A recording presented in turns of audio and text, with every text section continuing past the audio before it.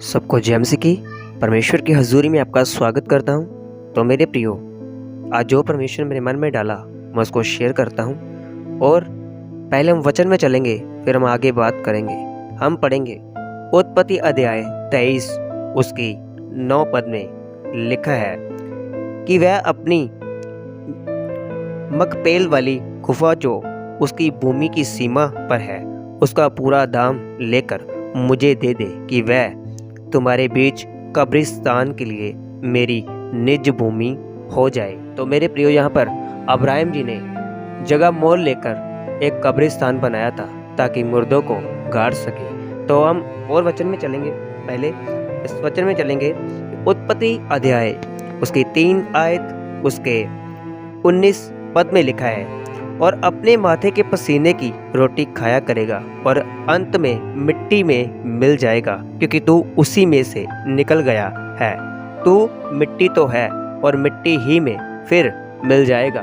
तो मेरे प्रियो, मैं आज आपसे एक बात शेयर करना चाहता हूँ कि मैं किसी का दुश्मन नहीं और कोई पास्टर भी मेरा दुश्मन नहीं। तो मैं किसी को ठेस पहुँचाने की बात नहीं कर रहा हूँ, लेकिन जो मेरे मन में डाला परमेश्वर ने, मैं सच्चाई को बता रहा हूँ। मेरे प्रियो, चर्चेस तो बहुत से बन रहे हैं और बनने भी चाहिए, लेकिन कब्रिस्तान बहुत कम है। जहाँ जहाँ पर भी चर्च बनता है, बहुत से पास्टर हैं, बहुत सी संस्था है, चर्चेस को बनाते हैं, लेकिन कब्रिस्तान कहीं पर भी नहीं है। इस पर कैथोलिक चर्च है, जो उनके चर्चेस भी होते हैं और उनके कब्रिस्तान भी होते हैं, वो बहुत ही अच्छा काम करते हैं। लेकिन जो हमारे लोग हैं उनमें चर्च तो बन रहे हैं, तो चर्च में मुझे कोई भी जेलसी नहीं कि चर्च बनता है बहुत अच्छा है, लेकिन कब्रिस्तान भी होना चाहिए। क्योंकि ये बात मुझे एक हॉस्पिटल में पता चली जब मैं अपने पिता को वहाँ पर लेकर गया था।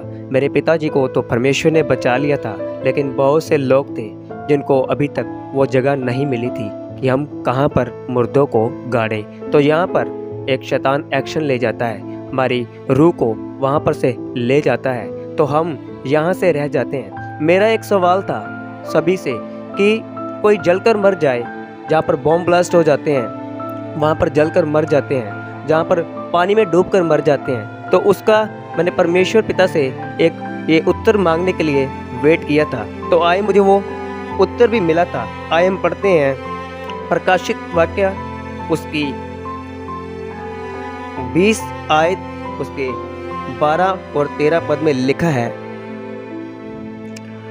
फिर मैंने छोटे बड़े सब मरे हुओं को सिंहासन के सामने खड़े हुए देखा, और पुस्तक खुल गई, और फिर एक और पुस्तक खुल गई, अर्थात जीवन की पुस्तक। और जैसे उन पुस्तकों में लिखा हुआ था वैसे ही उनके कामों के अनुसार मरे हुओं का न्याय किया गया। समुद्र ने उन मरे हुओं को जो उनमें थे दे दिया, और मृत्यु और अधोलोक ने उन मरे हुओं को जो उसमें थे दे दिया, और उन में से हर एक के कामों के अनुसार उनका न्याय किया गया। तो मेरे प्रियो, कोई डूब कर मर जाए, कोई जलकर मर जाए, चाहे कोई बॉम्ब ब्लास्ट हो जाए, तो परमेश्वर का वचन यहाँ पर उत्तर दिया था, मुझे मिल गया था कि जहाँ कहीं भी होगी, हड्डी भी होगी, तो वो मुझे पानी भी दे देगा और अग्नि भी मुझे दे देगी, अधोलोक भी मुझे दे देगा, मृत्यु भी मुझे दे देगी। तो यहाँ पर मुझे ये सवाल मिल गया था। आए हम और एक वचन में चलेंगे। उत्पत्ति अध्याय 23 उसके 13 पद में लिखा है, और उनके सुनते ही प्रेम से कहा, यदि तू ऐसा चाहे तो मेरी सुन, उस भूमि का जो दाम हो वह मैं देना चाहता हूँ, उसे मुझसे ले ले, तब मैं उसको मृतकों को वहाँ गाड़ूंगा।